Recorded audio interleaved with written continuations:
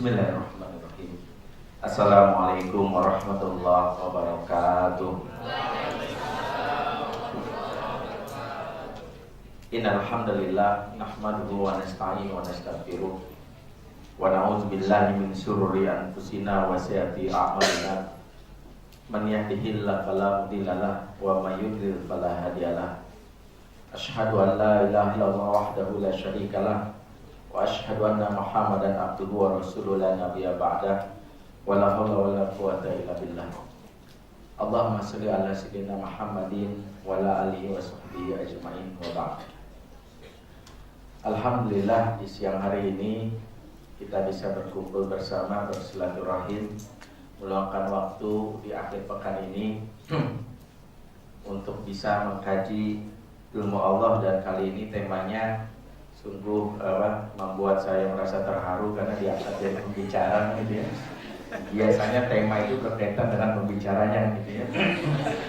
Ya, biasanya ya.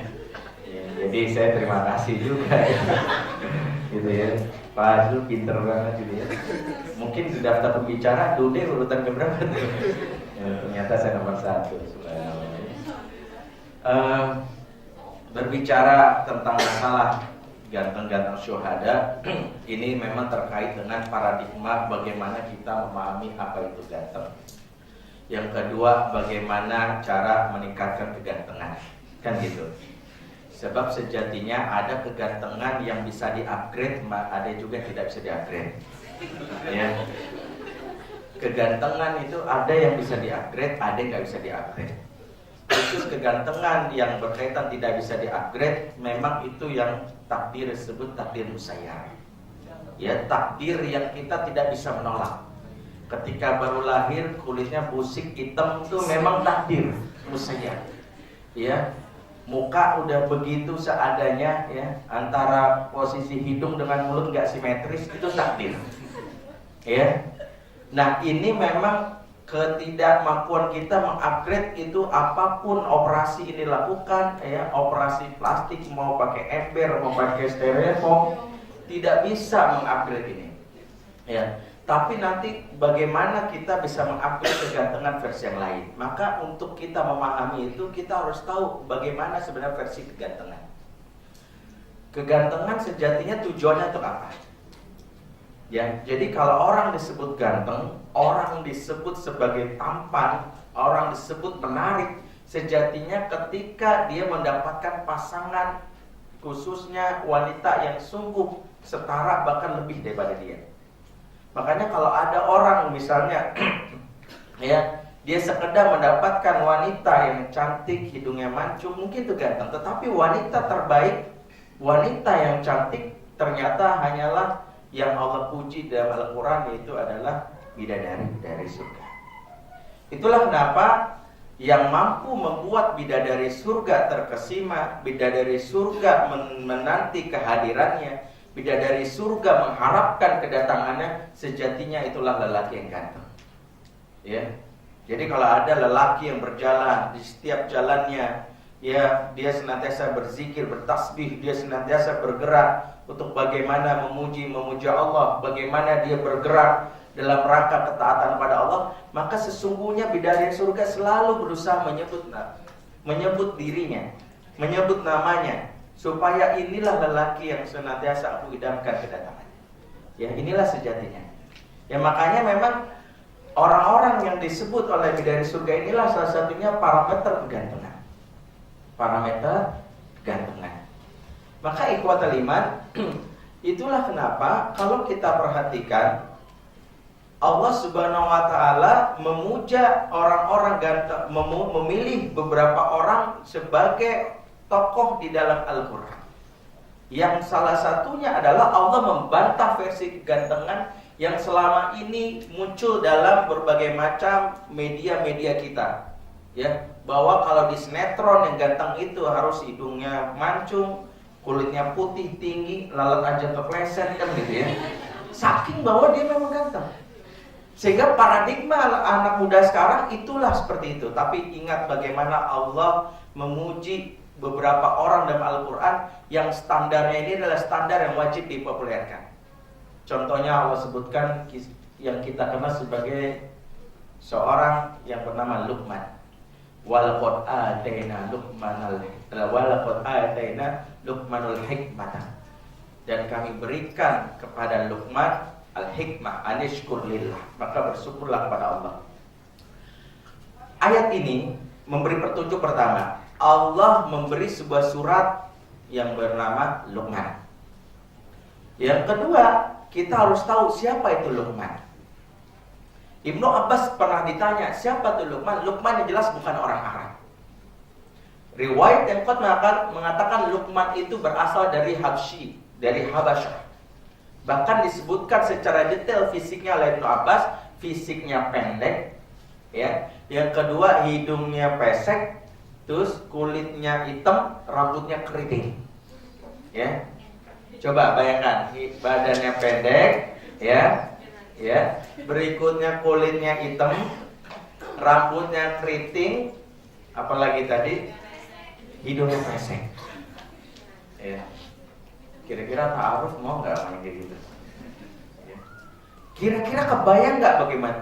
Tapi inilah salah satu yang Allah ingin hapuskan, bahwa popularitas Luqman itu nggak tanggung-tanggung. Popularitas Luqman bahkan disebutkan, dia sampai disebut namanya. Kalau Allah sudah menyebut nama seorang hamba, kemungkinannya cuma dua. Dia kalau nggak baik banget, dia pasti jahat banget, gitu. Ya gitu aja. Ini kan sama kayak murid di kelas. Yang diingat sama guru cuma dua. Lu pinter banget atau lu bego banget, kan gitu ya. Lu baik banget atau lu cerdas banget, ya. Artinya lu pokoknya kalian itu bagus sekali prestasinya, atau kalian memang ini prestasinya jeblok. Maka jangan GR kalau dikenang sama orang. Ketika udah lama bertahun-tahun, Eva ya, gila gue udah kenal itu. Iya gue ingat lu yang suka kentut di kelas, mah. Cuman dua doang patokannya. Kalau nggak baik banget, adalah dia jahat banget. Kalau nggak pinter banget gitu. Makanya yang so-so, yang kira-kira setengah-setengah, itu jarang diingat. Ya, jarang diingat, ya. Allah Subhanahu wa Ta'ala juga membuat itu sebuah tampilan dalam Al-Quran. Quran kalau dibilang sebagai display, sebuah tayangan, maka Allah bikin dua kutub. Pemeran antagonis yang paling dikenal siapa? Firaun. Siapa lagi? Abu Lahab, Raja Namrud, itu semua ada. Berikutnya justru Allah bikin pemeran yang protagonis, dan inilah sejatinya Allah bikin parameternya berbeda. Ya, kalau sinetron-sinetron yang selama ini menampilkan bahwa pemeran utama itu sejatinya hanya mengadopsi orang yang keren, orang yang ganteng, yang orang yang macho, itu yang tampil di televisi, ya, sehingga membuat brand atau membuat stigma di kepala anak-anak muda kita, ya, mereka berlomba-lomba untuk memutihkan kulitnya, ya, untuk merampingkan badannya, ya, makanya sering-sering pakai celana yang ketat, ya. Terus memutihkan dirinya, ya, makanya sering-sering nempel di dinding kan, agak kena cat kan gitu ya, supaya putih. Ini kan semua adalah upaya untuk bagaimana itu tampilannya, ya, itu tampilannya. Makanya itu yang tampil di beberapa sinetron, beberapa film. Allah Subhanahu wa Ta'ala membuat ini jadi sebuah hal yang berbeda. Allah puji yang namanya Luqman, ya, walaqad ataina Luqmanul hikmata. Kami berikan kepada Luqman hikmah. Pertama, Allah ingatkan ini surat namanya surat Luqman. Berarti ini tokohnya namanya Luqman. Luqman adalah yang tadi disebutkan oleh Ibnu Abbas, hitam, keriting, pendek, ya, hidungnya pesek. Allah angkat ini. Allah angkat ini. Artinya ini juga sebagai sebuah pemberlakuan kita. Pengen disebut Allah itu tidak usah berlomba-lomba dalam hal yang fisik. Tidak usah memuji orang dalam hal yang fisik. Karena pujian yang berkaitan fisik itu pujian yang hanya menipu. Pujian yang hanya menipu. Pujian sejatinya yang kita ingin sebutkan dalam ayat ini, yaitu Allah memuji Luqman, yaitu diberikannya hikmah. Yang diberikannya hikmah. Makanya Allah ingatkan Luqman disebut ditinggikan karena adanya hikmah. Pertanyaannya, apa itu hikmah? Kan gitu. Apa itu hikmah? Abdurrahman As-Sa'di mencatat pengertian hikmah itu dalam kitabnya At-Taisir, saya lupa judul kitabnya, itu banyak, ada sekitar 20 atau 25 makna hikmah. Tapi ada yang lebih menarik dari sekedar yang namanya penafsiran hikmah itu, belum mengartikan hikmah itu maknanya al-hidayah. Al-hidayah. Sehingga ayat ini kalau diartikan adalah kami berikan kepada Luqman, yaitu adalah hidayah. Makanya standar kegantengan versi Quran, versi Allah adalah adanya hidayah. Adanya hidayah, petunjuk. Adanya petunjuk. Dari sinilah ternyata kita tahu bahwa orang-orang yang mendapatkan hidayah, maka Allah berikan kepadanya kemuliaan dan Allah angkat derajatnya. Sehingga diangkat derajatnya itulah semua makhluk memuliakannya. Semua makhluk memuliakannya sampai dia tidak, semua makhluk segan. Maka kegantengan adalah membuat pertama orang-orang yang seiman dengan dia respect dengannya. Ya, Allah angkat derajatnya. Qulillahumma malikal mulki tu'til mulka man tasha wa tanzilul mulka mimman tasha wa tu'izzu man tasha wa tudhillu man tasha. Allah berikan dia namanya kemuliaan. Hidayah. Hidayah itu ada dua. Yang pertama hidayatul aql, petunjuk akal. Yang kedua hidayatul taufiq, petunjuk kebenaran. Bedanya di mana? Hidayatul aql, petunjuk yang hanya sampai ke otak, di mana orang tahu tapi nggak berbuat. Saya tahu hukumnya jilbab itu wajib dipakai kaum muslimah. Saya tahu bagaimana sebenarnya masalah pacaran itu. Dia tahu, tapi dia tidak mau meninggalkan itu. Maka sekadar ini. Makanya orang-orang terdahulu itu banyak hanya mendapatkan hidayatul aql. Jangan salah, setan itu mendapatkan hidayatul aql. Kok bisa? Karena mereka kalau ditanya Tuhannya siapa, setan, iblis menjawab apa? Itu kan hidayatul aql. Buktinya apa? Ya, setan itu dalam sebuah ayat menceritakan khalaqtani minan nar wa khalaqtahu min tin. Engkau ciptakan aku. Jadi ini setan masih mengakui engkau ciptakan aku ya Allah dari api. Jadi enggak dibilang gini, aku tuh asalnya dari api. Enggak bilang gitu.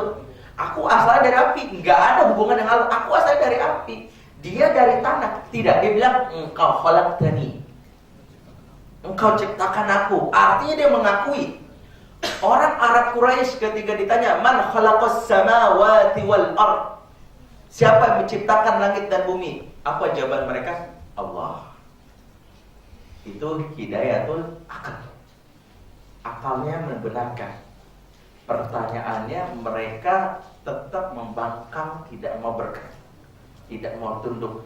Makanya hidayah yang dimaksud di ayat ini adalah hidayatul taufiq, petunjuk kebenaran, masuknya ke hati. Sehingga dia mau mendapatkan hikmah, mendapatkan petunjuk dari setiap ayat-ayat yang Allah inginkan. Nah, itulah Luqman. Luqman dengan standar seperti itu ternyata Allah tinggikan. Dan kita tahu inilah yang menunjukkan bagaimana kegantengan sejatinya di dalam versi Al-Quran. Allah muliakan, Allah tinggikan semua makhluk, ya, respek dan hormat kepadanya, ya, karena Allah mengangkat derajatnya dengan keimanannya, dengan ilmunya, ya. Kita lihat misalnya salah satu ulama yang dipuji oleh Umar bin Khattab, namanya Ahnaf bin Qais. Ulama yang kalau kita lihat fisiknya dia mengalami sakit yang disebut apa ya, polio. Ya, atau kalau orang kita nyebutnya pengkor kakinya. Jadi kalau dia jalan tuh begini, letter X. Dari kecil tuh jalannya begini.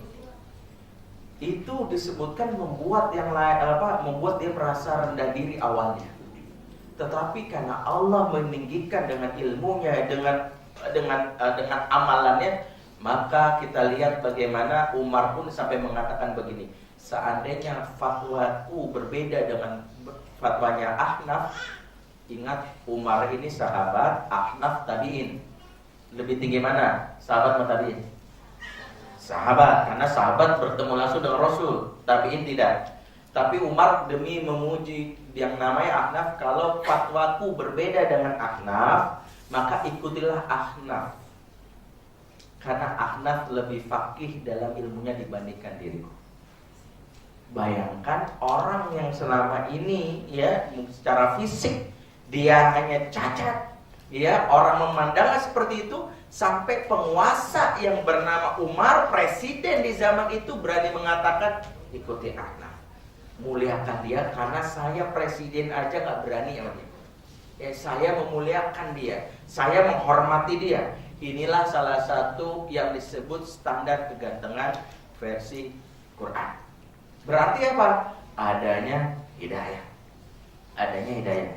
Maka apapun yang dimiliki oleh seorang lelaki ketika tidak ada hidayah, ya, membuat orang terkesima, ya, disebut sebagai makhluk yang paling seksi karena bikin banyak perempuan menjerit, ya, dan makhluk paling seksi sekarang ini adalah karena banyak yang menjerit karena harga begitu langit kan gitu ya. Itu makhluk paling seksi, bikin rakyat menjerit gitu ya. Ketika dia hanya sekedar karena tanda fisik, sesungguhnya bahkan bidadari surga pun enggan melirik wajahnya. Ya, bidadari surga enggan melirik wajahnya. Berarti apa? Adanya hidayah. Ya, berarti yang bisa antum upgrade saat ini kalau antum ngaca ngeliat penampakan, wah, ya, itu muka gua nih, baru sadar kan itu ya, gak usah khawatir ya. Kalau ngaca merasa sudah ngeliat muka aja merasa malas, ya, gimana orang lain ya, gua aja serem gitu ya, gak usah khawatir, ya, gak usah khawatir. Ya, berarti apa Ustaz? Bernyanyilah, mungkin lebih jelek suaranya daripada nyanyi gitu ya. Berarti kan, iya kalau udah nyanyi itu bayangkan. Nah, pertama bukan itu. Ketika kita melihat udah seperti itu, berarti apa yang kita upgrade? Berlomba-lombalah dalam masalah berkaitan dengan hidayah. Ya, berlomba dalam masalah hidayah. Para sahabat, itulah kenapa setiap bayi yang baru lahir di masa sahabat, mereka tidak memperhatikan fisik. Mereka tidak melihat itu sebagai, tapi mereka justru berlomba-lomba untuk supaya dalam masalah kebaikan. Sehingga kegantengan itu tidak bisa mungkin membuat wanita tetap terpesona, tapi mereka berlomba-lomba dalam masalah yang positif. Ya, sehingga cacat fisik bagi mereka nggak ada masalah. Seorang sahabat muda bernama Muawis bin Afra dan Mu'az bin Jamuh, bin Amr bin Jamuh membuktikan itu. Mungkin sering baca kisah ini, di mana ketika suatu hari dapat panggilan perang. Nama perangnya Jihad Badar, itu perang Badar, Ghazwatul Badar, di mana ketika perang Badar ini muncul, apa yang terjadi? Dua anak muda ini mendaftarkan diri, ya, sebagai relawan untuk perang Badar. Ya, untuk menunjukkan kepeduliannya terhadap manusia. Ya, dia minta izin untuk berperang Badar karena fisiknya diterima. Ketika masuk diizinkan dalam barisan perang itu, pertanyaan pertama sama sahabat yang lain yang lebih senior, yang mana yang namanya Abu Jahal. Jadi dia nyari yang namanya Abu Jahal. Ketika dia nyari yang namanya Abu Jahal, maka dikasih tahu Abu Jahal, Abdurrahman bin Auf, cirinya ini, kepalanya botak dan sekian, disebutin salah satu cirinya. Maka anak muda ini mencari, berlomba-lomba mencari karena targetnya cuma satu, misinya cuma satu. Barulah disebut mereka mendapatkan kemenangan kalau berhasil membunuh Abu Jahal. Jadi targetnya jelas. Jadi Abu Jahal ini kan sahabat yang masyhur. Abu Jahal ini adalah orang yang masyhur karena kejahilannya, karena kebodohannya dan karena kejahatannya. Karena itu sahabat muda ini berpikir kalau bisa membunuh gembong orang jahil saat itu prestasi luar biasa. Berlomba-lomba lah. Ketika mereka datang itu, mereka mendapati Abu Jahal udah siap dikepung, punya barikat yang kuat. Ketika mau diserang Abu Jahal, apa yang terjadi adalah ternyata Abu Jahal dikawal. Salah satunya pengawal adalah Ikrimah yang saat itu masih kafir.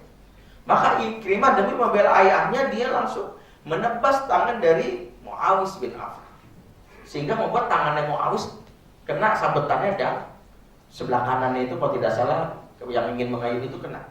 dan ternyata Allah takdirkan tangannya itu hampir putus. Ya, kalau bahasa Betawinya itu ngaplek. Jadi dia langsung kaget, itu putus, langsung dia lempar ke sebelah kiri, set, dikejar lagi Abu Jahal, tapi tangan kanannya masih gantung. Makanya dia injek tangan kanannya karena mengganggu jihadnya dan ditarik sampai putus. Ganggu aja ini tangan. Bikin ganggu aja orang mengejar Abu Jahal gara-gara kamu. Jadi dia langsung putusin dengan dia paksain dia diinjek, begini, gitu ya. Dan ditinggalkanlah tangan yang buntung itu dan dia misinya akan selesai. Maka dikejarlah Abu Jahal dan memang Abu Jahal akhirnya mati dieksekusi akhir oleh Abdullah bin Mas'ud. Ya. Pertanyaannya adalah saat mikir itu karena dia punya standar kegantengan yang jauh bahwa dia tidak ingin dilirik oleh wanita di dunia. Dia ingin dilirik oleh wanita surga, maka seolah-olah tangannya itu adalah sebagai colekan untuk bidadari surga. Aku kirim dulu. Nih, ini baru tangannya. Dia nggak mikir, aduh buntung, awat mana yang mau sama saya di zaman ini? Ya mobil nggak punya, bisa gitu. Dia nggak mikir itu. Dia langsung nggak mikir, aduh enggak. Bagi dia kebuntungannya saat itu adalah sebuah keberuntungan. Menurut dia tangannya sudah sampai, tinggal kapan tubuh ini, kapan jiwa ini.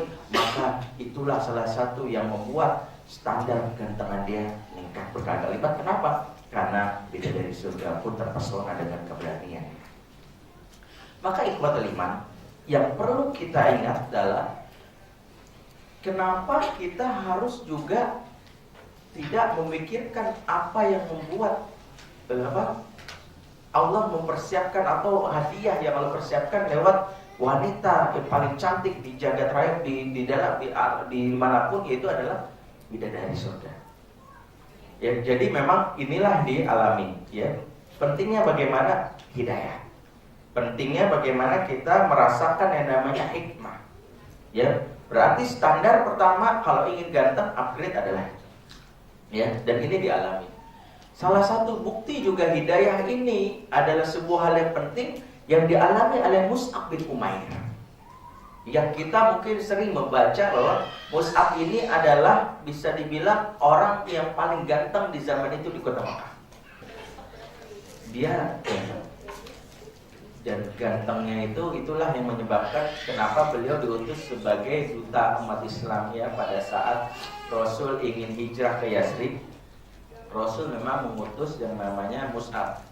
Para ahli sejarah mengatakan hikmah diutusnya Mus'ab ini juga sebuah pembelajaran dari sisi yang namanya ilmu PR. Bahwa memang salah satu supaya dakwah masuk itu salah satunya orang yang menarik dipandang oleh manusia itu adalah yang diutus untuk berdakwah. Ya, itu berdakwah. Maka Mus'ab diutus dulu. Karena minimal secara personal orang melihat langsung wah gitu.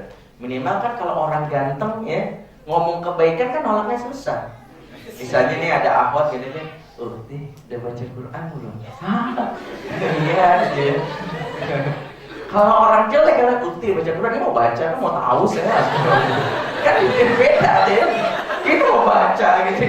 Ngelihat kamu makin semangat gitu ya. Berlindung kepada Allah kan gitu ya. Beda gitu ya. Tapi kalau orang ganteng, iya gitu.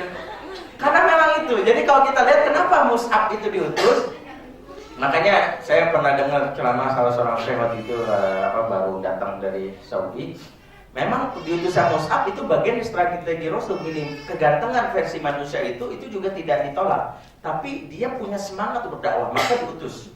Sehingga orang Yasrib yang awal mulanya nolak, tapi awalnya nggak tegaan. Karena Mus'ab ini kan disebut sebagai al-amrad. Ya, kalau dalam amrad itu kan lelaki yang cantik. Ya, kalau kita bahas itu ada lelaki cantik itu cirinya ada nggak tumbuh. Kalau dalam kitab fikih itu yang nggak tumbuh bulu, nggak tumbuh bulu, pipinya cabi lah atau bukan cabi macam mulus ya, sebagian tidak ada bulu sebagainya. Nah, lelaki yang cantik. Dia Mus'ab itu seperti itu. Ya, sehingga secara logika ketika dia datang orang nggak sedang apa ya. Nah inilah yang kadang disalahpahami oleh sebagian ilmu marketing kita bahwa standarnya itu lancar, akhirnya ganteng tapi nggak punya hikmah. Akhirnya justru menyengsarakan. Ya, saya ingat kenapa dulu di Thailand itu, saya ingat ada seorang ustadz yang pernah menjawab dakwah Asia Tenggara, cerita sama saya kalau di Thailand itu ketika Islam berkembang itu kebijakannya di sana yang diutus ke masyarakat adalah ustadz-ustadz muda yang ganteng.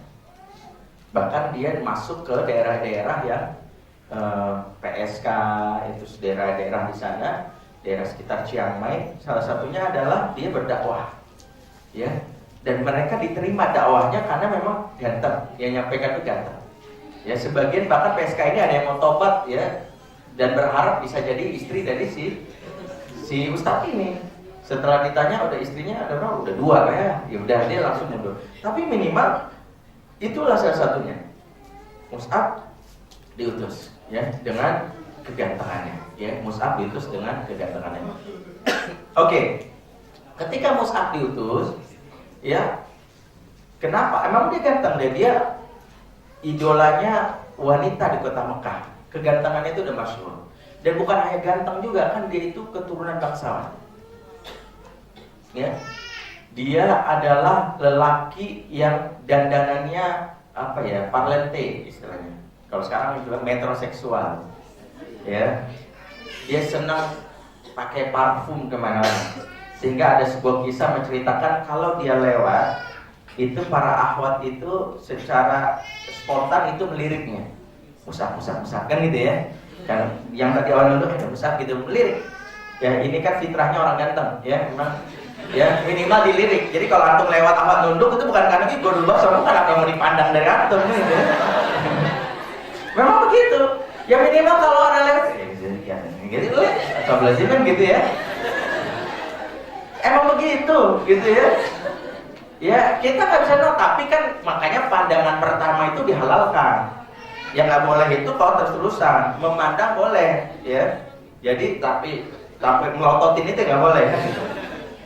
Jadi dia ketika lihat Mus'ab, jarak 20 meter sebutkan dalam kisah itu parfumnya aja udah kecium. Karena udah sering ganteng, dia suka dandan wangi, ya. Kalau sebagian ikhwan kita bau apa nih kan gitu. Si ini mau lewat pantesan gitu ya, belum mandi ya, itu beda ya. Jadi dia udah tahu. Nah, itu dipuji. Mus'ab inilah yang dulu menjadi buah bibir di kalangan warga Mekah. Tapi mereka agak terkaget, terperanjat ketika Mus'ab menyatakan diri sebagai seorang muslim. Dahulu menjadi muslim memang adalah sebuah hal yang aneh. Sebuah hal yang bisa dibilang melanggar tata krama, melanggar etika. Kok bisa ganteng-ganteng kok muslim? Dulu gitu. Kenapa? Ganteng-ganteng tapi melawan adat. Itu menjadi aib sampai ibunya malu. Kenapa? Karena dia melanggar. Ya, jadi buah bibir. Anakku ganteng tapi kok dicemooh.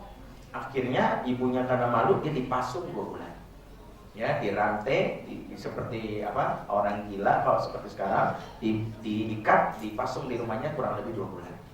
Ya, ibunya berharap dengan dipasung yang namanya Mus'ab tobat dari katanya tobat versinya ibu ini, tidak kembali kepada agamanya.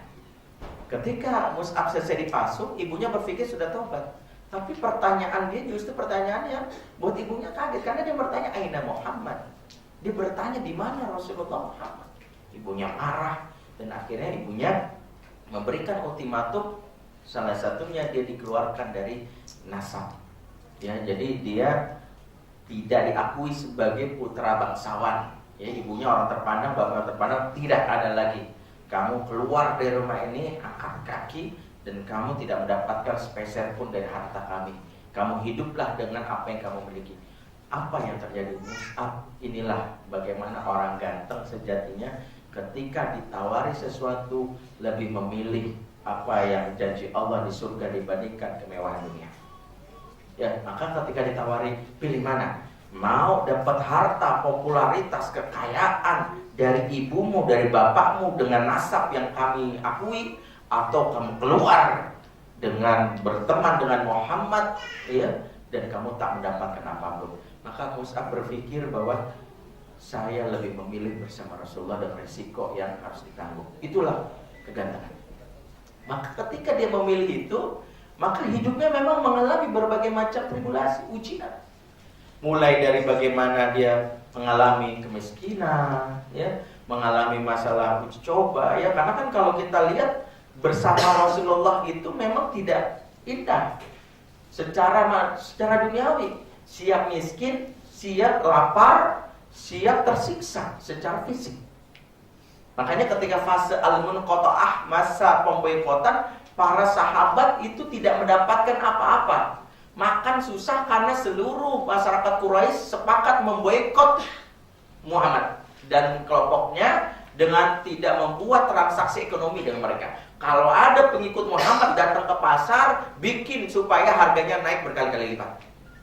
Walaupun mereka punya uang, bikin. Biasanya harga cabai 1.000 jadi 1 juta. Ini ya, gak tanggung-tanggung ya, naiknya itu enggak ini. Para perasaan BBM gak naik kenapa jadi 1 juta kan gitu ya. Enggak peduli, pokoknya saya maunya 1 juta. Situ mau terserah. Sehingga mereka pulang dalam tangan hampa sampai mereka bingung, ketemu dawon makan. Ya, ketemu pokoknya akhirnya mengisi perutnya dengan air. Gara-gara mengisi perutnya dengan air terus, akhirnya mereka tuh beser. Ya, karena beser terus mereka pipis. Suatu saat ketika mereka pipis nggak sengaja air pipisnya tertimpa ke bekas kulit kambing yang habis saja disembelih beberapa waktu lalu. Ini kayak bekas kulit kambing habis dibersihin dari najis, kemudian masih bisa dimakan. Akhirnya bekas kulit kambing nggak habis kena air pipisnya itu dibersihin, kemudian dibakar terus dibagi bersama-sama untuk dimakan. Dan itu mereka lalui selama 3 tahun. Mereka lalui. Tidak ada. Mereka tidak berpikir bahwa emang rugi, tapi mereka tahu ini adalah fase. Dan Mus'ab mengalami itu.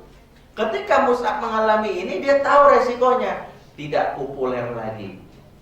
Makanya orang ganteng di sinetron, tiba-tiba dia dapat hidayah, memutuskan ini. Salah satu ancamannya apa? Enggak populer lagi. Ya, saya ingat Tengku Wisnu cerita sama saya. Kebetulan saya bina pengajian Tengku Wisnu ya di rumahnya. Jadi Tengku Wisnu itu bagaimana dia terikat dengan itu, mengikatnya masa 5 tahun. Dan salah satu sinetron yang sebenarnya dia nggak mau lakukan itu ya. Sebenarnya kan banyak khurafatnya. Tapi karena dia sudah terikat gitu, dia bingung.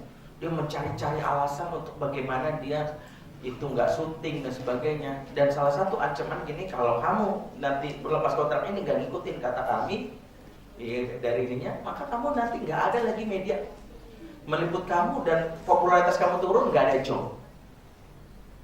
Dan ketika Wisnu sampaikan ini, dia langsung berbilang, Bismillah, saya lebih memilih populer di hadapan Allah. Ya makanya kita doakan. Beliau sekarang lagi semangat sekali mengaji.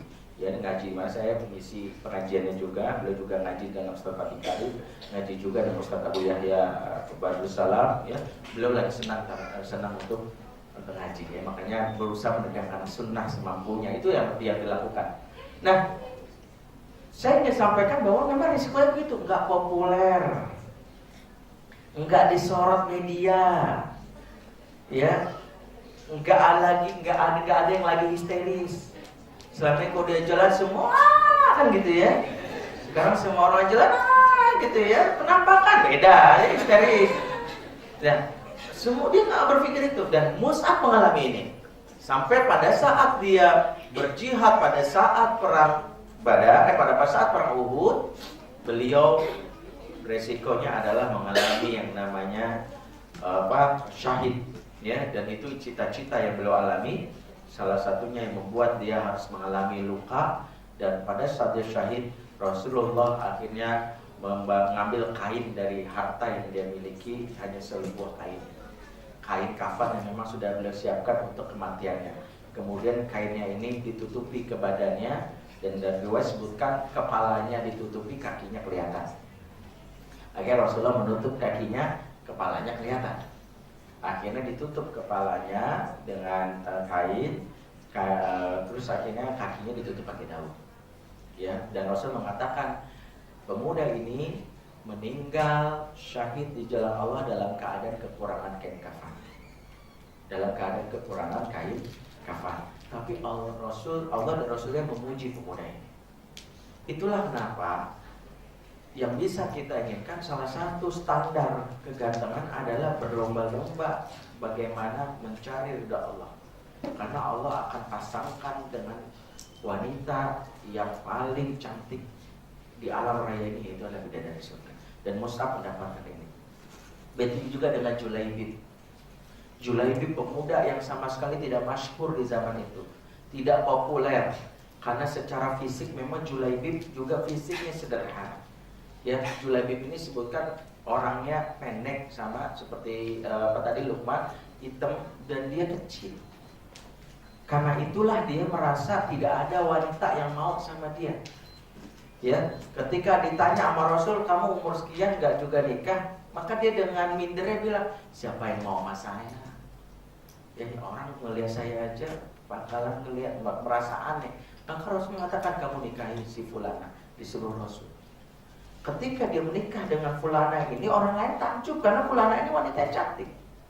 Tapi fulana ini menerima pilihan Rasul karena dia tahu bahwa lelaki yang dipilihkan Rasul pasti lelaki terbaik.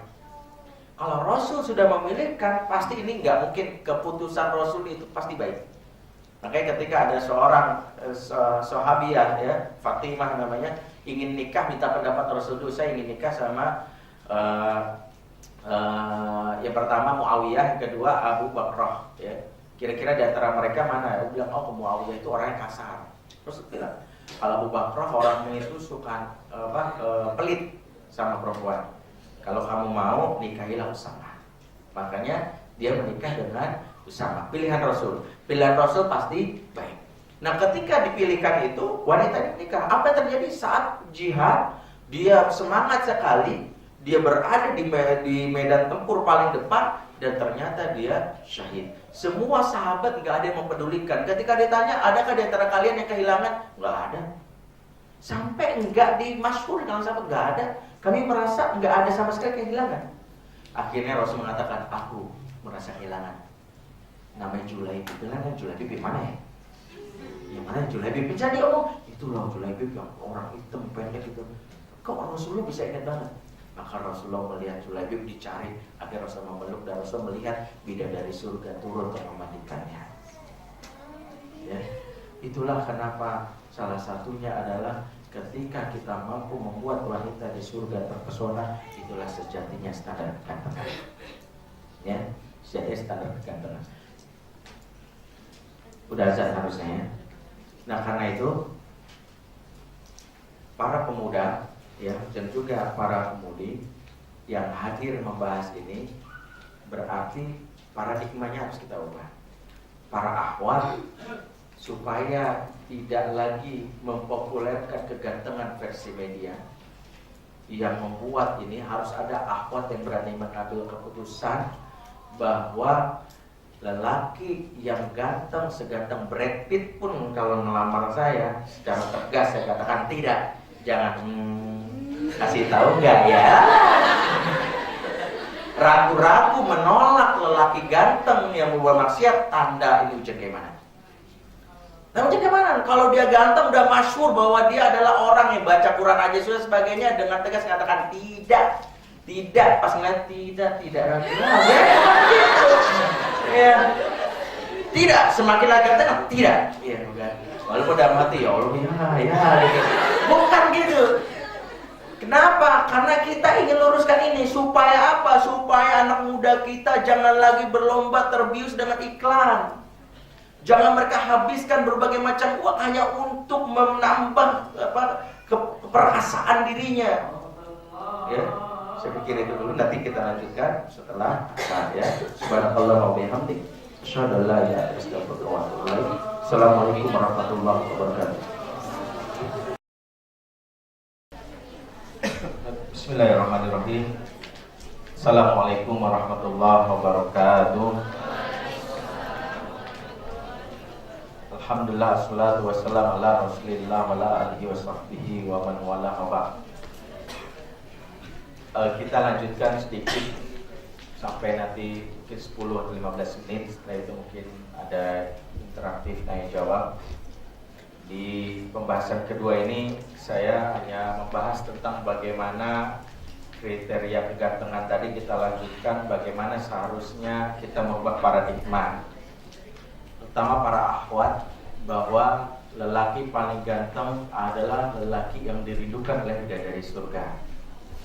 Ya, berarti wanita yang paling cantik adalah wanita yang punya karakter bidadari surga.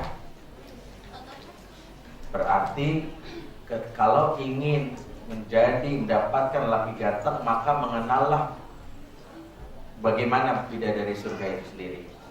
Bidadari surga pertama cepat merindukan lelaki yang punya jiwa mujahid, bergerak, lelaki yang tidak malas. Karena memang mereka sangat merindukan. Maka salah satu pahala bagi orang syahid langsung diantar rohnya, langsung dihadiahkan kepada bidadari surga. Ada kisah di kalangan mujahidin Afgan, ya. Kisah ini mungkin sebagai pembelajaran, wallahu alam benar atau tidaknya, tapi ini sebuah pelajaran, ya. Pada saat terjadinya perang jihad di Afgan, ada seorang mujahid yang dalam keadaan lelahnya dia berjihad, tiba-tiba dia tertidur pulas sekali. Dia merasakan bagaimana dia merasakan lelah sekali. Ketika dia tertidur itu, dia berada di sebuah taman yang begitu indah. Ketika berada di taman itu, maka dia melihat bagaimana ada sebuah rumah yang bagus. Ketika dia masuk ke dalam rumah itu, tiba-tiba ada seorang wanita yang kata dia sangat cantik. Dia belum pernah melihat wanita ini sangat cantik. Maka dia langsung berpikir bahwa ini mungkin istriku yang akan dipersiapkan di sini. Ya, dia ada istri. Katanya, aku sudah berada di surga, berarti aku dapat ini. Maka dia langsung bertanya, kamu istriku bukan? Yang sudah dipersiapkan oleh Allah untuk di surga. Kata wanita ini, bukan, saya pembantu kamu. Dalam hati dia, pembantunya jangan banget ini deh. Maka dia berpikir makin terpesona karena belum pernah dia nemuin wanita secantik itu selama dunia. Maka semakin bergairah, katanya silakan kamu masuk ke dalam, karena istrimu menunggu di dalam. Ketika dia masuk itu, dia menemukan seorang wanita lagi. Dia langsung pikir, kamu pasti istriku. Kamu istriku yang dipersiapkan oleh Allah, karena aku adalah seorang mujahid persiapkan. Tenang mas, saya bukan, saya pengawal pribadi istri Anda. Makin dia bilang, yang kedua ini lebih cakep dari yang pertama. Makin dia penasaran, dia bilang, bagaimana dia bisa dapat ini, itu udah luar biasa. Maka dibawalah dia ke dalam wanita yang cantik, yang mengalahkan seluruh wanita dan ruangan itu. Katanya, itulah istrimu. Ketika dia dalam mimpi itu dia terpesona, dia ingin langsung memeluknya, maka wanita mengatakan, tahan dulu. Sesungguhnya engkau akan mendapatiku setelah engkau penuhi janjimu kepada Allah menjemput syahid. Maka mujahid langsung terbangun, dan dia langsung berpikir, tunggulah istriku beberapa saat lagi akan menjemput syahid. Maka kisah ini dialami oleh mujahid di Afgan, lalu itu menjadi inspirasi. Ya, artinya pertama bagi perempuan, maka dia juga mengukur dirinya kalau standarnya ganteng yang justru tidak diminati lebih dari surga. Sejatinya secantik apapun wanita itu, dia berarti tidak ada apa-apanya dibanding dari surga. Berarti untuk perempuan juga dia punya kriteria yang sama. Dia kriterianya adalah merindukan lelaki yang dirindukan juga dari surga. Berarti saya ada dari surga di dunia. Berarti merindukan lelaki ini, bidadari surga merindukan dia, berarti dia juga merindukan itu.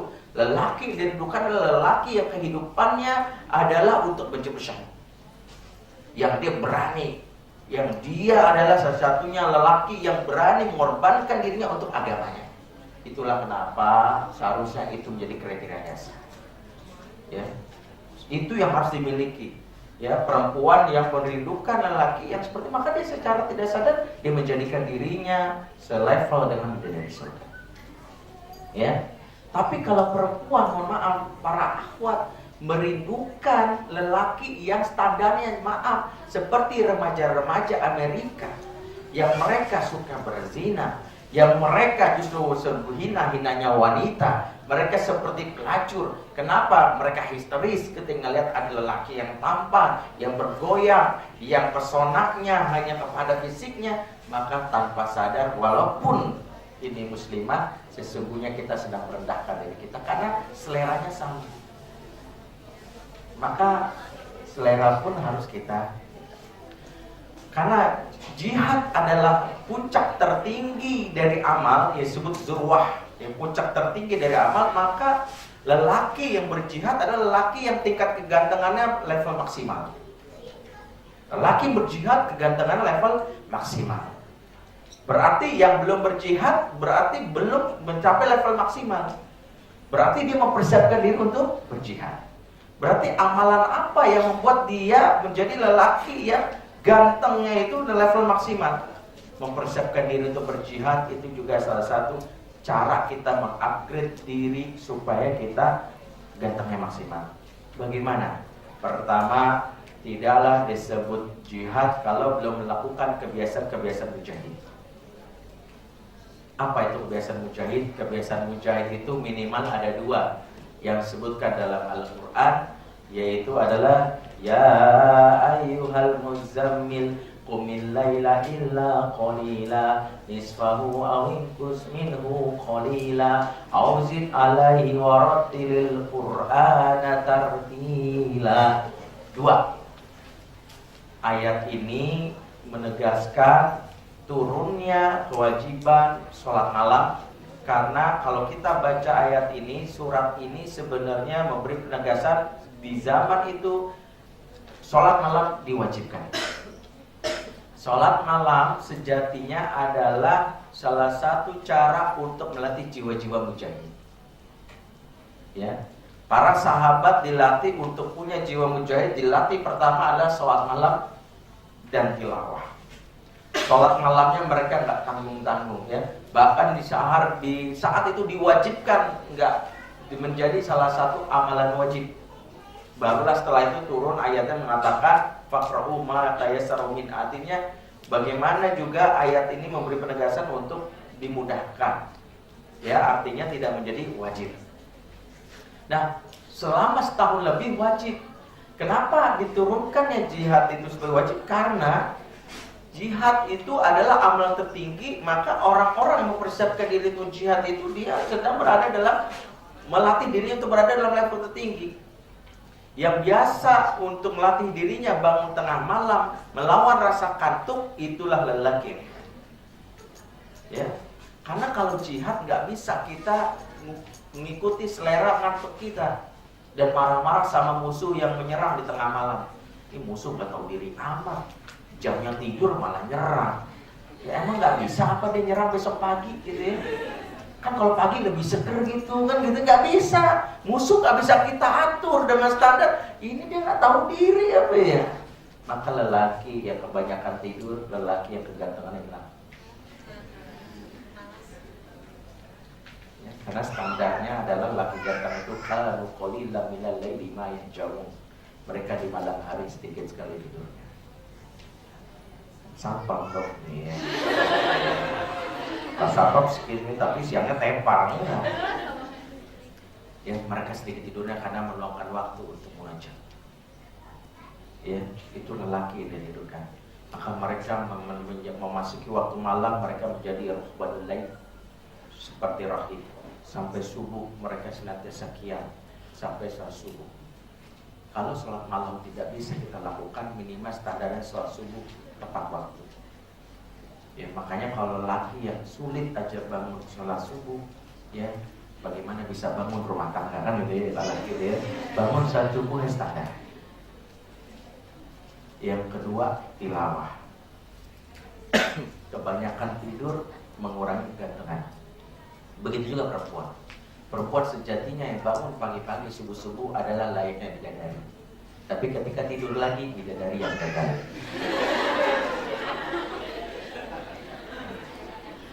Ya. Jadi biasakan ya, bangun pagi minimal sebelum tilawah. Dan jihad sebelum jadi amalan puncak, para sahabat dilatih untuk saum, berpuasa. Itu juga amalan. Amalan-amalan puasa juga amalan yang menunjukkan bagaimana dia melatih diri untuk menahan syahwat. Karena jihad ujiannya adalah kesenangan. Orang tidak mungkin mau jihad kalau masih berpikir dunia itu nikmat. Ya, karena dia berpikir jihad itu gak ada yang nyaman. Gak ada yang jihad itu, saya mau jihad ke Afgan diantar pakai Rolls Royce, pakai limousine gitu ya. Terus senjatanya ditentengin. Tolong anak jam-jamnya jahit, yang tentengin. Ini mau jihad apa mau ini rapat sama SBY kan gitu. Jadi kalau dia begitu nggak ada, dia nenteng sendiri. Ya, maka orang yang senang puasa berarti dia melatih syahwatnya, menahan dirinya. Mujahid harus begitu. Karena mujahid ketika perang dia nggak boleh rewel atas ketiadaan yang dimiliki. Biasanya makannya enak 3 kali sehari plus minum susu, pas sehat 5 sempurna, pas jihad cuma nemuin telur itu juga setengah. Dimakan cuma 10 hari bertahan. Kalau dia berpikir seperti itu, ya jihad gini amat. Kata mujahid harus kuat, ini makan masak cuma telur doang. Emang gak bisa masak gitu ya? Kan 31402 lah. Jadi kalau begitu standarnya, maka hilanglah. Maka standar kegantengan laki-laki yang di bawahnya lagi, kalau jihad puncaknya, maka yang lebih rendah tadi adalah sholat malam. Nah, berikutnya adalah berani menahan lapar, nggak rewel. Ya, makanya ketika pulang, kalau laki yang gantengnya itu adalah dia pulang istrinya nggak masak, dia nggak marah-marah. Ada lelaki pas masak, kalau istri nggak masak, lapar langsung keluar. Kamu gimana sih kan? Hilanglah kegantengannya. Kenapa? Karena nggak biasa nahan lapar, karena nggak terlatih. Nah, turun lagi. Jadi kumpulan dari beberapa karakter tadi itulah sejatinya kegantengan. Ya, berikutnya lelaki yang siap untuk jihad dipersiapkan untuk gemar berinfak, gemar zakat, gemar memberi, tidak pelit. Ya, tidak perhitungan, karena buktikan bahwa dia berani menginfakkan apa yang dimiliki. Jangankan harta, nyawa pun saya berikan. Itu kan jihad. Makanya kalau lelaki sudah kebiasaan pelit, maka hilang kegantengannya, tidak diminati, ya tidak ada, karena dia menurut dia apa yang bisa diharapkan, ya uang belanja aja gitu, mentang-mentang BBM naik, dia bilang kamu saya naikkan juga, cuma 2.000, kan naik cuma 2.000, BBM naik 2.000, maka belanjanya 2.000 juga, ya. Ini kan 50.000 ya buat setahun, bisa nggak bisa? Dibeli kalender, emang buat setahun, iya kan? Belanja 50.000 buat setahun bisa, beli kalender kan buat setahun, ya habis, gitu. Setiap hari Natal, pakai kalender. Jadi kalau kita pahami pelit, maka lelaki yang ini malas berinfak, apa-apa perhitungan, ya standarnya standar akuntan, ya masih berpikir adalah pengeluaran sekian, kalau infak sekian rugi, karena dia standar akuntansi manusia. Lupa bahwa sekali memberi itu justru ditambahkan, memberi kepada Allah ditambahkan berkali-kali lipat. Maka akuntan terbaik yang visinya akhirat. Gaji 1 juta, dia infakkan 1 juta, orang berpikir rugi. Enggak, sebenarnya harta saya bisa 10 kali lipat, harta saya 10 juta. Karena standarnya seperti itu. Maka bagi laki-laki yang pelit, apalagi lelaki yang nggak pernah lelaki yang nggak pernah sholat malam, bangun suka kesiangan, nggak pernah tilawah Quran, maka kegantengannya habis. Nggak ada lagi yang bisa diharapkan. Kalaupun ada yang menikahi kalian walau laki seperti ini, karena kasihan. Ya, inilah pengorbanan saya sebagai wanita, kan gitu ya. Ya, nikahnya karena kasihan. Orang gak ada yang ngelirik, ya. Ini karena kasihan. Berarti apa? Supaya kita sampai level jihad sebagai standar kegantengan itu, menata dirilah. Ya, karena kita tadi standarnya berarti berlatihlah. Pertama, jangan jadi lelaki pelit. Ya, jangan jadi lelaki pelit. Yang kedua, pelit di sini maksudnya gemarlah memberi, khususnya jalan Allah. Gaji dalam sebulan bekerja, maka harus ada pos untuk infak. Pos infak itu jangan berpikir pas ada proposal sumbangan, enggak. Kalau dalam sebulan gak ada orang yang minta-minta, cari. Karena kebutuhan berinfak, kebutuhan kita. Ya, jangan berpikir ya udah alhamdulillah gak ada yang mintain, gak ada ini, bersyukur enggak. Sebulan gak infak berarti ada masalah dalam harta kita. Berpikir ya kok gak ada yang infak, ada apa? Cari. Kita cari mana yang butuhkan nih. Karena dia sadar bahwa kebutuhan infak itu adalah tutahhiruhum wa tuzakkim biha. Membersihkan, ini kebutuhan saya. Ya, karena kebutuhan saya maka saya yang cari. Jadi jangan ngandelin, malah bersyukur kalau dalam sebulan gak ada proposal masuk. Ketika gak ada proposal berarti apa? Cari, berlatih.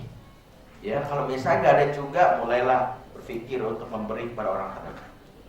Kedua, mulailah bangun tengah malam. Terbiasa untuk bagaimana menahan rasa kantuk. Yang ketiga apa tadi? Terbiasa untuk tilawah. Apalagi tadi seru, itu juga menjadi kebiasaan. 4 ini saja sudah memaksimalkan kegantengan antum. Ya, ditambah lagi ketika jihad memanggil, maka menjadi orang pertama yang mengatakan saya siap. Ya, dan gak mungkin bisa jihad kalau 4 ini jarang dilakukan. Karena mujahid itu bukan yang pilihannya itu pilihan berdasarkan yang pendaftaran suka, berdasarkan iman doang, tapi berdasarkan 4 hal ini. Makanya kan kalau kita lihat profesi mujahid di luar itu, mereka itu diceknya itu adalah hafalannya, bangunnya, sholat malamnya. Ini semuanya selain karakter fisiknya, dan itu yang harus kita pahami. Karena itu, kalau kita sudah lakukan ini, itu salah satu memaksimalkan kegantengan. Setelah memaksimalkan kegantengan itulah, barulah kita mendapatkan yang namanya hadiah. Visi akhirat itu adalah surga. Orang-orang yang sudah jelas-jelas 4 ini karena visinya jauh, yaitu ke surga, mendapatkan bidadari. Maka godaan dunia itu sederhana, hilangkan. Ya, salah seorang mujahid di Palestina yang ikut aksi bom syahid namanya Muhammad Farhat, seorang anak muda yang dikagumi karena kegantengannya, tapi daftar aksi bom syahid. Dan itu ditulis di beberapa majalah, di majalah Al-Mujtama dari Kuwait. Salah seorang mujahid yang seorang anak muda mendaftarkan diri untuk aksi bom syahid. Di mana aksi ini menurut Dr. Yusuf Qaradawi adalah halal, boleh, karena dalam situasi perang. Beda dengan kalau ada yang di sini meledakkan diri. Dalam aksi perang, bom syahid itu menjadi sesuatu yang boleh hukumnya. Ya, kiasnya dari kisah Ashabul Ukhdud, di mana dia rela untuk membunuh dirinya dengan anak panah yang ditembakkan oleh raja, tapi dengan syarat dibaca kalimat Bismi Rabbi, dengan nama Tuhan anak muda ini. Nah, itu misalkan ketika didaftar aksi bom syahid, banyak yang heran. Pemuda ganteng usia muda buru-buru mati. Sebagian berasumsi ini stres, ya. Dia stres atau apa, maka ditanya lah. Ketika ditanya, kenapa kamu ganteng, menarik, tapi kok pengen buru-buru mati? Emang gak ada yang mau sama kamu? Bayangkan remaja seumur kamu itu menghabiskan syahwatnya untuk dunia. Mereka mencari pacar bergonta-ganti setiap hari, 3 kali sehari. Udah lagi minum obat, gitu ya. Dan mereka berlomba-lomba untuk digandrungi, berpakaian yang bagus. Kamu kok malah buru-buru pengen mati? Kamu stres, kan bahasanya gitu. Maka anak muda ini Muhammad Farhat mengatakan, biarkan remaja seusia saya menghabiskan syahwatnya untuk dunia, tapi saya telah bertekad, saya mau puas-puasin syahwat saya untuk bidadari surga. Kemudian dia meledakkan dirinya dari syahwat. Hanya dia tahu meletakkan bahwa saatnya ketika masuk surga saya bisa puas-puasin syahwat saya dengan halal. Itulah yang dialami oleh anak muda ini. Nah, berarti isi kita salah satunya adalah mendapatkan hadiah dari Allah, wanita yang cantik bidadari surga. Itulah menandakan bahwa kegantengan kita sudah level maksimal. Dan mudah-mudahan ya pemuda yang hadir di sini termotivasi untuk sampai ganteng maksimal. Minimal 4 amalan orang ganteng ini dilakukan. Ya, 4 amalan orang ganteng.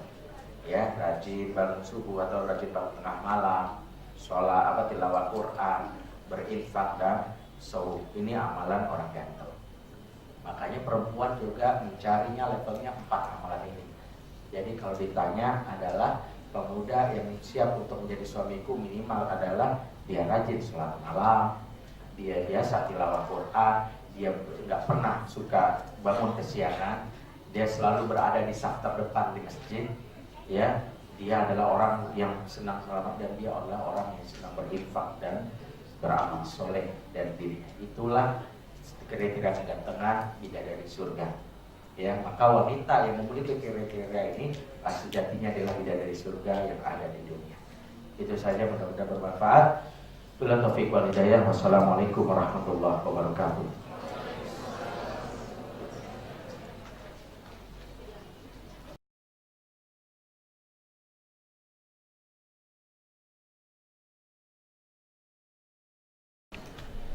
Jazakallah yang katsir. Bahwa bahasa yang disebutkan waratil Qur'an tartila dimaknai secara umum adalah ta'amul bil Qur'an. Berarti yang penting dia berinteraksi dengan Al-Qur'an. Salah satunya adalah bagaimana tahapan berinteraksi sama Al-Qur'an memang tidak hanya tilawah. Ya, ada 5 kan, ada 5 tahapan berinteraksi selain tilawah. Dia harus tadabbur, ya, kemudian dia harus tahfiz, kemudian dia harus mengamalkan, yang kedua dia harus mensyiarkan. Jadi ada 5. Ya, paling tinggi ada mensyiarkan Al-Qur'an, mengajarkan Al-Qur'an. Khairukum man ta'allama Al-Qur'an wa 'allama. Jadi kalau orang yang berinteraksi dengan Al-Qur'an itu adalah level kegantengan maksimal. Dia bukan hanya tilawah. Pertanyaannya kenapa harus hafalan? Karena memang standar ujian harus hafal karena mereka diingatkan dalam bahwa mereka kelak akan dijauhkan dari Al-Quran. Kalau ngandelin cuman bacaan, suatu saat mereka dalam keadaan najis, dalam keadaan hadas, maka mereka akan terhindar baca Quran, membuat spiritnya lemah. Sehingga pesan Hasan Al-Hudaybi kepada para mujahid, anggota Al-Ikhwan Al-Muslimun, hafalkan Quran.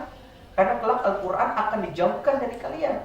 Dan itu benar, saat mereka dipenjara beberapa anggota Al-Ikhwan Muslimun, mereka tidak bisa wudu. Mereka tidak bisa ini, makanya mereka menghibur diri mana? Dengan tilawah dari hafalan. Bayangkan kalau hafalannya cuma Al-Ikhlas doang. Akhirnya di ini, udahlah. Akhirnya apa ya? Kita bilang udah Al-Ikhlas. Awalnya sih semangat, ya. Akhirnya karena Al-Ikhlas bosan, akhirnya mulai tuh sakitnya tuh di sini kan udah. Itu dia hafalin sama dia lama aja. Makanya kenapa para akhwat itu mudah sekali futur, khususnya saat dalam keadaan menstruasi atau datang bulan. Karena hafalannya lemah. Lagi datang bulan, sebagian ulama mengharapkan membaca dan menyentuh Al-Quran. Ya, lagi datang bulan, makanya karena itu jadi dalih, ya nggak usah baca. Kenapa nggak bisa baca? Karena memang nggak ada hafalannya. Tapi bayangkan, perempuan yang stabil emosinya, perempuan yang hafalannya banyak. Lagi dalam keadaan menstruasi, dia baca semua ayat yang dia hafal. Ya, berarti dia dalam keadaan dia masih jaga, dan itu boleh. Ya, yang boleh tidak boleh menyentuh. Ya, melafalkannya boleh karena itu bagian dari zikir. Ya. Jadi hafalan itu salah satu tujuannya adalah menjaga ritme dari sisi emosi. Dan kalau mujahid tidak punya hafalan, maka rentan untuk futur, rentan untuk galau. Ya, makanya ketika dia lagi dalam keadaan lemah, dia bingung. Ya, apa ayat yang menggugah dia? Bagi mujahid hafalan banyak, lagi dia lemah, dia ingat sari'u ila magfiratin min rabbikum wa jannatin arduha samawati wal ardh.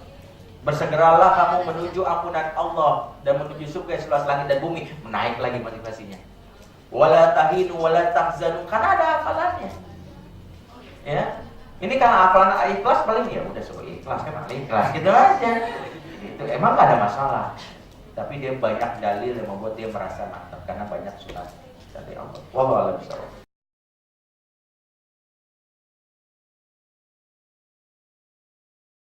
Ini kajiannya khusus. Saya bahas singkat. Wanita terbaik di dunia itu ada 4. Ya. Khairun nisa'i al-arba'ah. Wanita terbaik di dunia ini ada 4. Yang pertama Maryam binti Imran. Yang kedua Asia imra'ati Fir'aun. Yang ketiga Khadijah binti Khuwailid. Yang keempat Fatimah Zahra binti Muhammad. Ini wanita terbaik 4. Berarti kalau ingin menjadi wanita dengan standar terbaik, bahkan wanita 4 ini itu penghulu di antara bidadari surga. Tadi pertanyaan antum bahwa apakah istri-istri kita akan menjadi wanita terbaik, benar, karena menjelaskan wanita yang masuk surga dia akan menjadi ratunya para bidadari.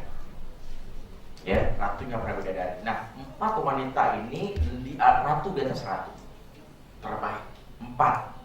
Berarti bidadari surga pun kalah dengan 4 ini. Ya, berarti kalau kita ingin menjadi standar terbaik, maka belajar dari 4 ini. Ya.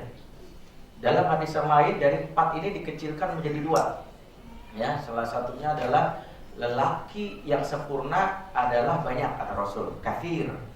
Ya, akmalur rijalu kathir, lelaki sempurna itu banyak. Tetapi wanita yang sempurna cuma 2. Ya, yaitu pertama Maryam, yang kedua Asia. Makanya ngaco lagunya. Ya, memuji wanita sempurna bohong. Yang sempurna itu cuma 2. Ya, jadi kalau dia memuji ada wanita yang sempurna itu palsu. Yang jangan puji laki-laki. Mau dong kan ini ya, oke. Berarti apa? Kalau ingin belajar standar bahwa wanita terbaik, pahami bagaimana 4 wanita ini. Pertama, wanita ini disebut terbaik karena mereka punya sifat atau hiroh. Bidadari surga itu suci. Bidadari di surga itu suci. Maka wanita terbaik sebagaimana ratunya para bidadari adalah punya sifat atau hiroh. Atau hiroh itu menjaga kesucian, bukan bakiroh. Bakiroh itu menjaga perawanan. Ini beda. Wanita suci itu amalannya 4. Langsung. Pertama, idza sholatil mar'atu khamsaha wa sammat syahraha wa hafizat farjaha wa ata'at zawjaha qila laha udkhulil jannata min ayyi abwabil jannati syi'ti. Jika seorang wanita sholat 5 waktu, puasa bulan suci Ramadan, menjaga kemaluannya dan taat sama suaminya, maka katakan kepada wanita ini, masuklah kamu ke dalam surga dari pintu manapun yang kamu suka.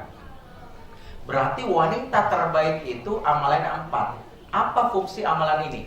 Dijelaskan oleh Syekh Al-Utsaimin, amalan ini fungsinya menahan diri, imsakun nafs. Pertama, sholat fungsinya inna sholata tanha anil faksya'i wal munkar. Sholat mencegah dari perbuatan faksya wal munkar. Apa makna faksya? Maknanya banyak, tapi saya ingin mengambil makna dari Imam Mujahid. Makna faksya adalah menahan diri dari kejahatan batin. Faksya itu kejahatan batin. Wanita yang sholatnya benar, gak suka ngedumel, gak ada iri, gak ada hasad, gak ada dendam. Ya, hatinya bersih. Ya. Yang kedua al-munkar. Al-munkar itu kejahatan fisik. Ya, gak suka nampar, gak suka nendang, gak suka nyubit. Ya, gak suka jedotin kepalanya ke tembok. Gak suka. Berarti apa? Ini. Berikutnya menahan diri. Puasa menahan dari nafsu perut. Berarti perempuan sukses puasanya tidak konsumtif. Ya, berangkat ke Carrefour, data belanjaannya nggak bengkak.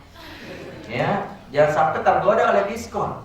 Nah, berarti wanita terbaik adalah salah satunya menahan salat. Berikutnya menahan kemaluannya, menjaga kemaluannya. Wanita punya gairah seksual nggak? Punya, tapi dia nggak agresif. Dia nggak bikin kode-kodean kepada laki yang ditaksir. Ya, nggak pura-pura jatuhin pulpen, salah ngepick BBM, pura-pura ketukar buku, iya, bikin kode-kodean, ya, seolah-olah dia agen BIN intelijen, ya. Kalau ini terjadi, berarti dia menjatuhkan dirinya. Wanita agresif bukan wanita terbaik. Bahkan Khadijah saja yang naksir sama Rasulullah, dia nggak bikin kode-kodean. Iya, pura-pura Muhammad godain kita, Muhammad sombong banget, enggak. Bahkan meskipun dia seorang saudagar, walaupun itu dia anak buahnya, nggak bikin aksi-aksi membuat Muhammad jadi salah tingkah. Pas masuk ruangannya pura-pura dikunci, Muhammad pegel ya. Maka wanita terbaik bahkan cintanya pun tidak diketahui oleh lelaki yang dia taksir. Kalau dia ingin menyatakan, tidak langsung, lewat mak comblang yang amanah, salah satu Nufaisah. Yang keempat, dia taat sama suaminya, dia menahan dari nafsu akal. Dia tahu dianya udah suaminya cuma S1, dia udah S5 kayak galaksi, kan gitu ya. udah levelnya udah luar biasa. Maka dia nggak berpikir sotoy ya. Lu main nggak bisa berapa, gue esnya udah banyak ya gitu ya. Sampai es krim juga ada. Jadi dia nggak begitu. Ketika berbeda pendapat sama suaminya, dia tetap mengatakan, iya mas. Selama masih urusan teknis dia nggak berpikir, kecuali urusan syariat. Tapi kalau urusan teknis ikut aja dalam hati walaupun beda. Maka wanita terbaik menurut para ulama yang punya kemampuan menahan diri. Menahan diri dari hati yang kotor, menahan diri dari tangan suka memukul, kaki yang nendang, lisan yang suka mengumpat, atau kepala yang suka nyundul sembarangan. Kedua, menahan diri dari nafsu perut, konsumtif, doyan makan. Yang ketiga, menahan diri dari agresivitas seksual. Yang ketiga, menahan akal untuk tidak mendebat lelaki yang di sekitarnya. Ini standar pertama. Maka kalau kita sudah punya kemampuan menahan diri, ini bidadari surga. Bidadari surga. Ciri menahan diri itu apa? Pas lagi puasa, nggak kemarung pas buka. Iya. Kadang ada perempuan norak lagi sekalinya nginep di hotel, pas sarapan pagi semua menu harus dicoba. Rugi banget Ustaz, hotel alhamdulillah. Masa saya sarapan pagi cuma bubur ayam? Ini pada pengkolan di dekat Menteng juga banyak. Ini standar bahwa dia berarti nggak bisa mengendalikan dirinya. Yang penting adalah sarapan udah, jangan berpikir semuanya harus dicobain. Berarti dia belum bisa menahan diri. Makanya buah dari wanita menahan diri itu qanaah, merasa cukup. Suami pulang cuma bawa 10 juta, alhamdulillah. Besok 10.000, alhamdulillah. Besok bawa utang, innalillah. Alhamdulillah, dia bersyukur. Ini ya, berarti perempuan nahan diri semuanya. Maka wanita yang pantas dinikahi oleh lelaki mujahid, wanita yang sering ucapin syukur. Jadi standar pertama kalau antum nyari akhwat itu, berprofil pertama ketika disebut Afwan ukti, anak cuma punya motor butut, alhamdulillah. Afwan ukti, anak kerja cuma jadi ini, alhamdulillah. Segera lamar. Wanita yang sering ucap hamdalah, wanita yang tingkat kesabarannya menyamai wanita terbaik. Makanya yang suka keluh kesah, curhat di Facebook. Hari ini hujan, bete banget ya. Jangan. Bukan level mujahid nikahin pelu ini. Level mujahid nikah ini tersiksa. Suami di mana sih? Masa jihad 3 bulan belum? Kalau udah punya begitu susah. Makanya lelaki yang menikahi, ini kan antum mau menikahin level bidadari surga dunia, maka yang tingkat qanaahnya mas, sabarnya luar biasa. Ya, ingin jadi bidadari gitu. Yang kedua, bidadari wanita terbaik ini punya kemampuan tadi sifatnya apa? Atau hirah. Ya. Yang kedua, mereka adalah pendukung kenabian. Pendukung kenabian apa? Tadi 4 wanita siapa aja namanya? Ayo. Maryam. 2. Asia. 3.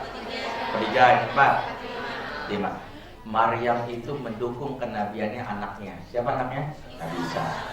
Kemudian Khadijah mendukung kenabian suaminya Muhammad Rasulullah. Kemudian Fatimah mendukung kenabian ayahnya Muhammad Rasulullah. Kemudian Asia mendukung kenabian anak orang lain, yaitu Nabi Musa. Maka wanita terbaik berpikirnya, saya ingin membuat anak saya seperti Nabi, ingin membuat suami saya seperti Nabi, membuat ayah saya seperti Nabi, bahkan membuat anak orang lain menjadi Nabi. Berarti visi wanita terbaik mencetak lelaki hebat. Bisa jadi suaminya, bisa jadi anaknya, bisa jadi ayahnya, bahkan anak orang lain. Maka meskipun tidak ada pasangan bisa jadi wanita terbaik. Ya, asal mencetak tadi, menjaga kesucian sama mencetak anak orang lain seperti Asia. Ya, ingat itulah prinsip dasar wanita yang mencetak lelaki hebat, wanita yang tidak butuh popularitas. Berarti nggak butuh popularitas. Dia justru mencetak orang hebat. Biarkan namanya diabadikan sebagai wanita surga, orang lain nggak perlu tahu, Allah tahu. Ya, maka ingat, di balik lelaki hebat ya ada mantan yang menyesal. Maksudnya ada wanita di dalam. Ya, itu ya.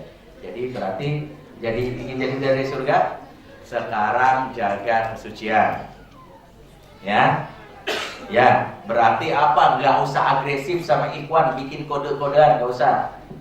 Ya, nggak usah berpikir mencari peluang untuk itu. Menyatakan cinta boleh, tapi jangan langsung menghinakan diri, muruahnya nggak ada. Ya, menahan diri. Ya, kalau dalam keadaan sulit tetap mengucapkan alhamdulillah, jangan sampai seperti istri Ismail yang akhirnya diceraikan gara-gara curcol sama mertua. Ya, dia bilang di rumah nggak ada ini, tidak. Wanita terbaik tetap menjaga lisannya terhadap. Berikutnya nggak suka nampang, maksudnya itu jaga kesucian. Jadi bukan sekedar keperawanan. Kalau sekedar keperawanan, maka banyak perempuan perawan tapi nggak suci. Ya, perawan nggak suci itu ya, dia perawan tapi dia minta semua lelaki bebas memegang dia. Maka wanita terbaik nggak sembarangan disentuh. Kalau lelaki memegang dia, bisa. Kalau mau megang tangan saya, pegang tangan bapak saya dulu sambil ucapkan saya terima nikah. Ya oke, itu aja. Ya. Oke, udah setengah 5 saya ada acara lagi ya. Di rumah ada halakok, kebetulan saya ada rutin jam 5 di rumah. Jadi Taufik, assalamualaikum warahmatullahi wabarakatuh.